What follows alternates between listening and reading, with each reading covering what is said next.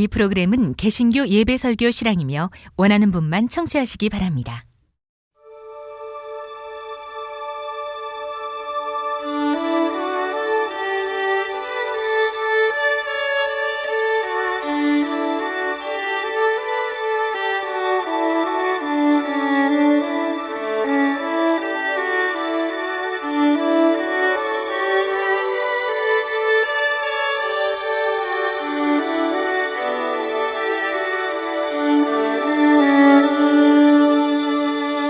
성서와 세상.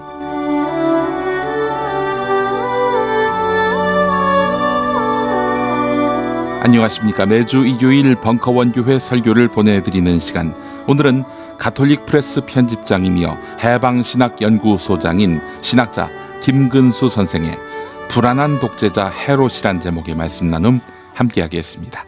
광고 듣고 시작합니다. 참치의 맛은 좋은 참치가 좌우합니다. 구이동 대양 참치가 그렇습니다. 무한 리필에 더한 무한 감동, 직접 경험해보세요. 구이동 대양 참치 02-455-8087. 한우 사고를 집어넣고 24시간 팔팔 끓인 곰탕, 연지연 곰탕. 어린이부터 노인까지 누구나 좋아하는 건강식 연지연 곰탕. 택배로 신청하시려면 010-7252-1114. 건강식품의 지존 전복을 택한다면 100% 완도에서 잡은 와우 전복. 네이버에서 와우 전복을 찾으세요. 010-2443-0818. 정말 맛있다. 이 말 한마디면 모든 게 설명됩니다. 30년 전통 자연의 이로움을 담은 김치, 이담채 김치. 1544-4586 1544-4586.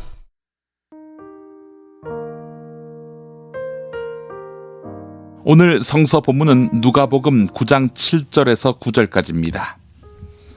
한편 갈릴레아의 영주 헤로데는 이런 여러 가지 일들이 일어나고 있다는 소문을 듣고 어리둥절해졌다. 죽은 세례자 요한이 다시 살아났다고 하는 사람들이 있는가 하면 엘리야가 나타났다고도 하고, 또 옛 예언자 중에 하나가 되살아났다고 하는 말도 들려왔기 때문이다. 그러나 헤로데는 요한은 내가 목베어 죽이지 않았는가? 그렇다면 소문에 들리는 그 사람은 도대체 누구란 말인가 하면서 예수를 한번 만나보려고 했다.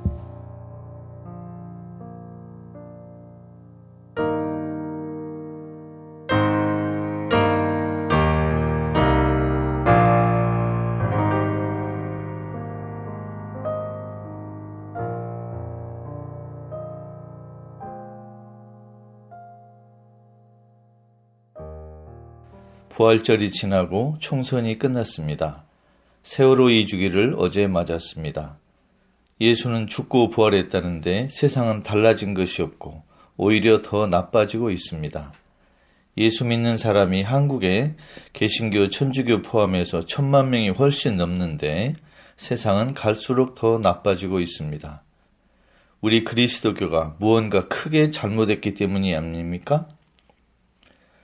방금 오늘 복음을 들었습니다. 불안한 독재자 헤로데라는 제목입니다. 불안한 독재자 박근혜를 상상하는 분도 계실 것입니다. 여러분께 한 가지 여쭙고 싶습니다. 권력자들은 예수를 두려워할까요? 두려워하지 않을까요? 권력자들은 개신교를 두려워할까요? 두려워하지 않을까요? 권력자들은 목사들을 두려워할까요? 두려워하지 않을까요? 예수가 살았던 갈릴레아의 땅 도지사였던 헤로데는 어땠습니까? 예수는 헤로데와 사이가 좋았을까요? 나빴을까요? 한국의 목사님들은 권력자들과 사이가 좋을까요? 나쁠까요? 목사들은 권력자들에게 어떻게 해야 합니까? 헤로데를 불안하게 만든 여론은 세 가지였습니다. 죽은 세례자 요한이 다시 살아났다고 하는 사람들이 있는가 하면, 세상 끝날에 나타날 예언자 엘리야가 왔다고 하는 사람들도 있었고, 옛날 예언자 중에 한 사람이 다시 살아났다는 말도 있었습니다. 헤로데가 옥에 가두고 처형한 세례자 요한이 다시 살아났다는 소문도 있었습니다. 유다인들은 세상 마지막 시대에 엘리야가 다시 올 것이라고 기대했습니다. 세례자 요한을 엘리야라고 생각하는 여론이 있기도 했습니다. 헤로데는 여론에 신경 쓰지 않은 채 했습니다. 그러나 여론에 크게 신경 썼던 것 같습니다. 헤로데가 궁금했던 것은 예수가 어떤 인물이냐 하는 것입니다. 헤로데는 예수를 만나보려고 하였습니다. 그 역사적 만남은 이루어졌습니까? 헤로데는 예수를 보고 매우 기뻐하였다. 오래전부터 예수의 소문을 듣고 한번 만나보고 싶었을 뿐만 아니라 예수가 행하는 기적을 한번 보고 싶었던 것이다. 그래서 헤로데는 이것저것 캐어 물었지만 예수는 아무 대답도 하지 않았다라고 누가복음 23장 8절에서 9절은 말하고 있습니다. 오늘 단락은 실제 일어난 사건을 보도한 것은 아닙니다. 예수 당시 여론을 헤로데의 입을 빌려 성서 독자들에게 전하는 것입니다. 헤로데는 예수 죽음의 과정에서 빌라도를 편들었습니다. 헤로데는 예수를 모욕했고 그래서 헤로데는 세례자 요한을 직접 죽였고 예수의 죽음에는 간접적인 책임이 있습니다. 오늘 성서 이야기에서 여론의 공통점은 무엇입니까? 군중들은 예수에게서 메시아나 사제의 모습을 별로 발견하지는 못했습니다. 군중들에게 가장 인상적인 것은 예수의 예언자적 특징이었습니다. 루가복음에서 예수는 우선 예언자입니다. 가난한 사람들을 편드는 예언자입니다. 예수를 제대로 받아들이지 않던 유다인들도 예수를 최소한 예언자로 인정했다는 것입니다. 그런데 예수를 따르는 그리스도교는 예수를 예언자로 부르고 있습니까? 가톨릭 신학은 예수에게 왕, 예언자, 사제직이라는 세 가지 전문 용어를 선사했습니다. 그러나 예수에게 예언자 호칭은 가톨릭 전례에서 성회전에서 거의 사라지고 말았습니다. 미사에서, 기도문에서, 대화에서 가톨릭 개신교 신자들은 예수를 더 이상 예언자라고 부르지 않습니다. 왜 이렇게 됐습니까?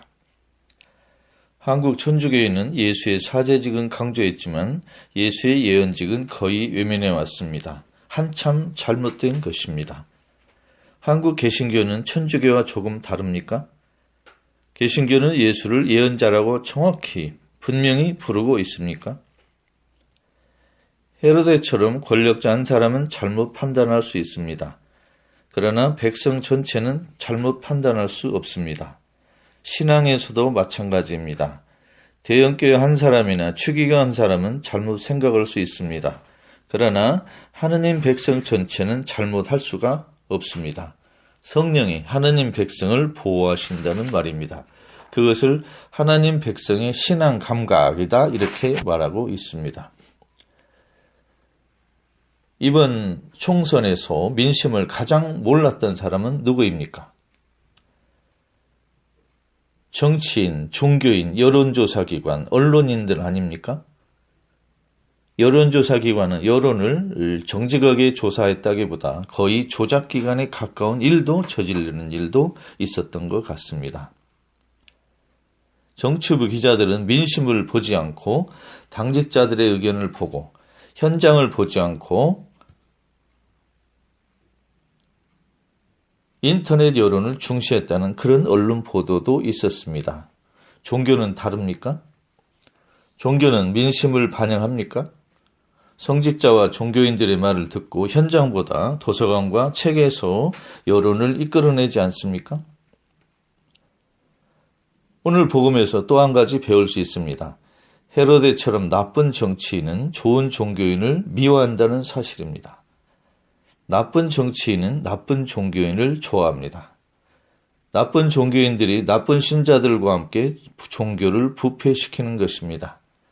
성직자 중심주의에 빠진 사제들, 종교인들도 문제지만 나쁜 성직자들을 감싸고 도는 나쁜 신자들도 큰 문제입니다. 어느 종교에서나 똑같습니다. 헤로데는 예수의 소문을 듣고 어리둥절합니다. 독재자는 세상의 모든 독재자는 예언자의 등장 소식에 당황할 수밖에 없습니다. 예언자는 독재자에게 무서운 존재이기 때문입니다. 예언자를 좋아할 부패한 종교인이 타락한 정치인이 세상 어디에 있겠습니까? 헤로데는 겉으로는 당당하고 자신있게 살았지만 속으로는 안절부절하며 불안하게 살았던 것입니다. 세상 어느 독재자도 두 발 편히 뻗고 자는 사람은 없습니다. 악한 사람은 모두 그렇게 불편하게 잠을 잡니다. 두 발 뻗고 편히 자는 부자도 없습니다. 독재자는 그리스도인을 두려워합니다. 독재자들은 저항하는 그리스도인을 두려워합니다. 사실 그러합니까? 오늘 한국에서 불의의 권력자는 개신교 성도들을, 목사들을 두려워합니까? 국가 조창기대에 참여하는 목사들을 권력자들이 두려워합니까? 독재자는 여론을 두려워합니다. 여론에 신경 씁니다. 그래서 세상의 어느 독재자든 언론을 통제하고 장악하려고 합니다. 모든 독재자 옆에는 반드시 나쁜 언론인이 있었습니다. 존경하는 벙커원 교회 성도 여러분, 예수는 누구입니까? 우리가 인간으로 태어나 살면서 한번 제대로 집중해보고 싶은 위대한 인물입니다. 그런데 예수를 알기 어렵게 만드는 원인이 적어도 3가지 있습니다. 첫째, 나는 예수를 이미 알 만큼 알고 있다라는 생각입니다. 두 번째, 예수를 알든 모르든 내 삶에 큰 변화는 차이는 없을 것이다 하는 생각입니다. 세 번째, 예수를 얼른 빨리 알고 싶다는 욕심입니다. 이 3가지가 우리가 예수를 정확히 아는데 많은 장애물이 되고 있습니다. 열심히 노력해서 예수를 제법 잘 안다고 해도 문제는 또 있습니다. 예수에 대해서 열심히 설명하는 종교인, 신학자, 그리고 우리 성도들이 입으로는 예수를 믿고 따른다고 고백하지만 행동으로 예수를 거절하는 모습을 자주 보여주기 때문입니다. 사람들은 우리 개신교가, 우리 천주교가 예수를 얼마나 다 학문적으로 현대의 정신과 문화와 의문을 합리적으로 해설하느냐, 그거에만 관심이 있는 것은 아닙니다. 말로는 예수를 고백한다고 하는 사람들이 삶으로 예수를 거절하는 모습에 사람들은 크게 절망하고 당황하고 있습니다. 이방인 침략자들, 하나님이 심판하실 그날을 기다리지 않은 피식민지 백성이 어디 있겠습니까? 일제 식민지 시대의 백성들, 박정희 시대, 전두환 시대 우리 백성들 모두 예수 당시 유다인들과 비슷한 심정이었습니다. 자유와 해방을 고대하는 가난한 백성들입니다. 정치와 역사는 종교가 처한 삶의 배경입니다. 한국의 어느 자그마한 시골 교회에서 드리는 예배가 남북 분단과 무슨 문제가 있는지, 무슨 관계가 있는지 금방 알기는 쉽지 않습니다. 복잡한 정치가 평범한 사람들의 일상생활에 어떤 관계가 있는지 빨리 알기는 어려운 것처럼 말입니다. 그러나 남북 분단은 20세기 후반, 21세기 초반을 살아가는 우리 남북한 그리스도인 모두에게 중요한 삶의 배경입니다. 아마 가장 중요한 배경일 것입니다. 얼마 전 4.13 총선이 있었습니다. 야당이 이겼고 백성이 이겼습니다. 여당이 졌고 박근혜 씨가 졌습니다. 오만한 정권, 백성의 소리를 듣지 않는 정권은 망한다는, 몰락한다는 교훈입니다. 우리 그리스도인은 불의한 권력에 반드시 저항하는 사람입니다. 야당이 제대로 하는지, 야당이 국민을 배신하지 않는지 감시해야 됩니다. 그래서 빨리 악의 정권을 끝장내고 민주화 정권을 등장시켜야 되겠습니다. 어제 세월호 참사 2주기를 맞았습니다. 팽무강에서, 안산에서, 광화문 광장에서, 그리고 전국의 많은 곳에서 추모 행사와 예배와 미사가 있었습니다. 어린 고등학생부터 할아버지까지 광장에 많은 분들이 모였습니다. 그리고 어느 방송에서 세월호와 국정원의 관계를 의심하게 하는 프로가 방송되었습니다. 아직도 세월호 참사의 사고 원인, 보조, 방치, 책임자, 처벌 등 무엇 하나 속 시원히 밝혀진 것이 없습니다. 세월호 특별법, 특검 등 모든 수단을 동원해서 세월호 참사의 원인이 낱낱이 밝혀지도록 우리는 요구해야 합니다. 사실 세월호 참사가 사고인지 아니면 학살인지 그것도 궁금합니다. 세월호 사고라고 불러야 하는지 세월호 학살이라고 불러야 하는지 우리는 알고 싶습니다. 존경하는 벙커원 신도 여러분, 역사에서 선은 악을 반드시 결국 이깁니다. 그러나 선이 악을 언제 이길지 그것을 우리가 모릅니다. 우리가 악에 저항한다면 선이 악을 이기는 시간을 앞당길 수 있습니다. 악이 자꾸 현실에서 이기는 모습이 우리들을 절망시킵니다. 역사 안에서 우리 삶 안에서 정의가 불의를 이기는 경험이 선이 악을 이기는 경험이 필요합니다. 이번 4.13 총선 승리는 그 경험 중 하나가 아닌가 생각합니다. 지금도 악이 저렇게 날뛰는 까닭은 우리가 악에 끈질기게 저항하지 않았기 때문일 것입니다. 저항하는 사람이 정의로운 세상을 만듭니다.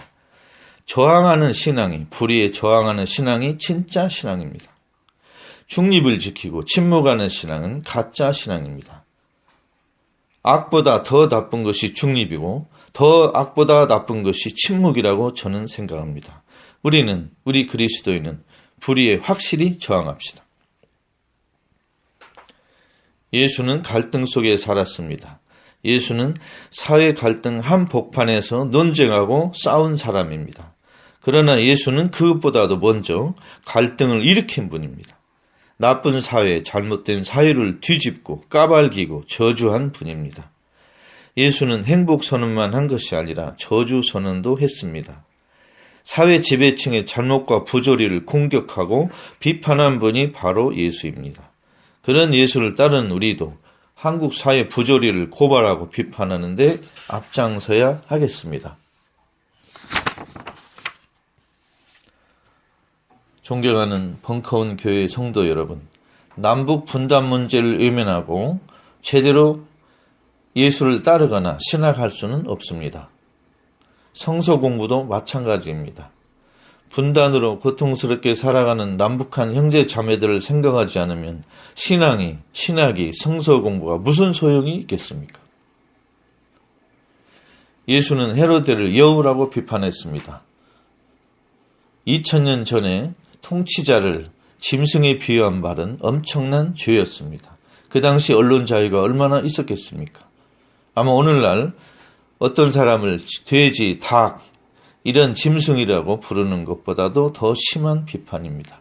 그렇게 예수는 잘못된 정치에 당당히 저항했습니다. 독재자에게 맞서 싸우지 않는 사람, 아직 예수를 모르는 사람입니다. 누가 예수를 진짜로 따르는 사람입니까? 입으로 예수를 믿고 따른다고 고백하는 사람입니까? 아니면 불의에 저항하는 사람입니까? 저는 예전에는 교회를, 성당을 다니지 않는 사람이 걱정되었습니다. 저러다가 구원을 못 받으면 어떡하나 이렇게 생각했습니다. 그러나 요새는 생각이 조금 바뀌었습니다. 성당이나 교회를 다니는 사람이 오히려 걱정됩니다.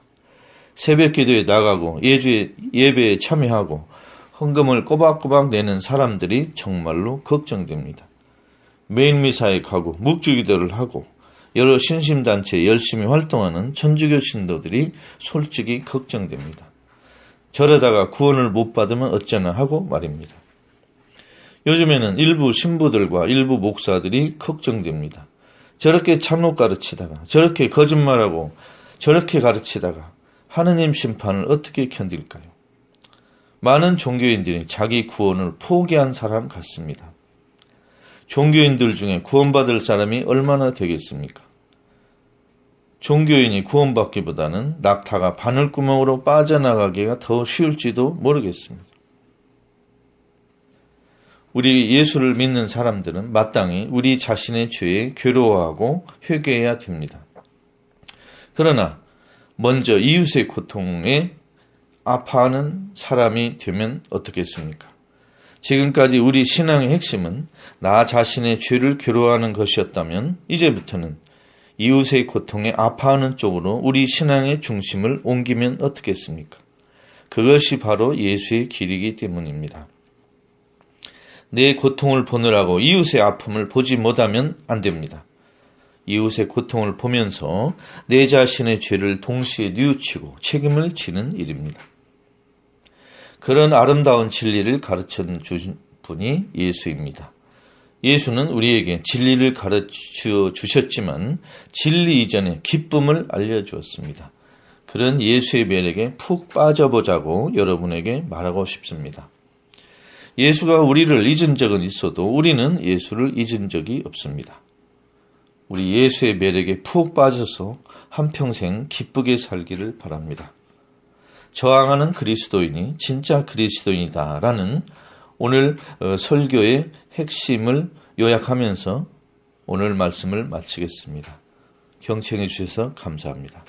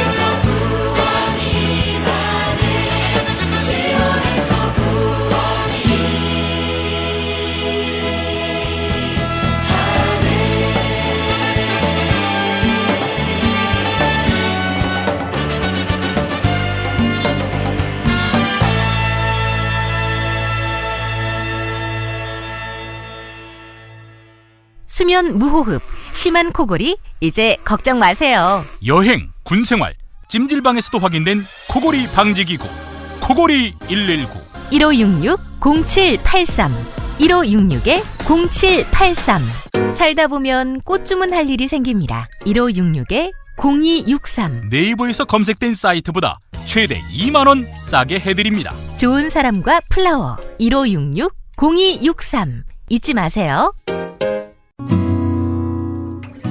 안녕하세요. 남길 만큼은 남기고 파는 조광래 중고차의 대표 전화번호는 1800-9538 고맙습니다. 술자리 많은 요즘 3차까지 달린 당신을 위한 필수품 전창걸의 새싹 땅콩차 이제 속쓰림은 잊으세요. 070-8635-1288 070-8635-1288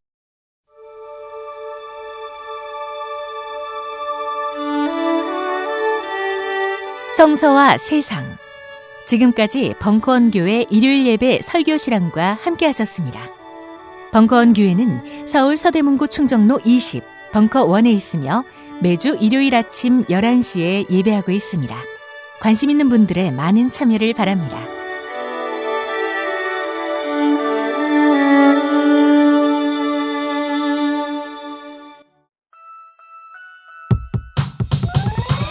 이번 방송 괜찮았나요?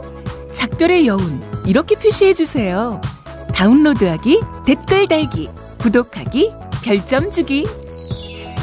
더 좋은 방송 만들어달라는 약속 이렇게 응원해주세요. 다운로드하기, 댓글 달기, 구독하기, 별점 주기. 기억하셨죠? 다운로드하기, 댓글 달기, 구독하기, 별점 주기.